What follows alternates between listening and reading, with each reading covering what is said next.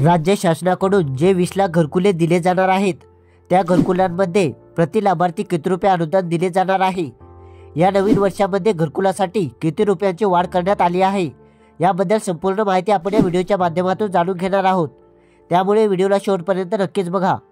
सध्याच्या स्थितीमध्ये घरकुल लाभार्थ्यांना आपले घर बांधण्यासाठी प्रति लाभार्थी 1,20,000 रुपये एवढा निधी दिला जात आहे आणि त्यानंतर डोंगरी भागातील लाभार्थ्यांना प्रति लाभार्थी 1,30,000 रुपये एवढा निधी दिला जात आहे। यामध्ये घर बांधण्यासाठी आणि शौचालय बांधण्यासाठी वेगळे पैसे दिले जातात। सर्वच निधी एकाच फंडमध्ये दिला जात नाही। शौचालय बांधण्यासाठी वेगळे पैसे दिले जात आहेत।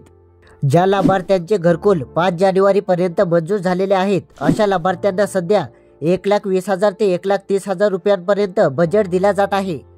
राज्यातील अनेक सामाजिक संघटनांच्या माध्यमातून आणि राज्य शासनाच्या माध्यमातून केंद्र शासनाकडे घरकुलच्या निधीमध्ये वाढ करण्यात यावी अशी मागणी केली जात आहे। या महागाईच्या काळामध्ये सर्वच वस्तू महागल्या आहेत। यामध्ये केंद्र शासनाकडून जो 1,20,000चा बजेट दिला जात आहे, त्या बजेटमध्ये घर बांधून पूर्ण होत नाही। त्यामुळे घरकुलचे बजेट वाढवण्यासाठी राज्य शासनाकडून केंद्र शासनाकडे एक प्रस्ताव देखील पाठवला गेला आहे। त्यामुळे येत्या काळामध्ये जी अर्थसंकल्पीय बैठक होणार आहे, त्या अर्थसंकल्पीय बैठकीत घरकुल योजनेच्या निधीमध्ये वाढ केली जाऊ शकते।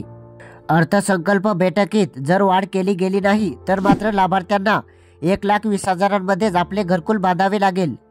त्यामुळे घरकुलच्या बजेटमध्ये वाढ केली जाणार की नाही हे आपल्याला अर्थसंकल्प अधिवेशनानंतरच कळेल। तुम्हाला काय वाटते, घरकुल बांधण्यासाठी प्रति लाभार्थी किती रुपयांचे अनुदान दिले जावे?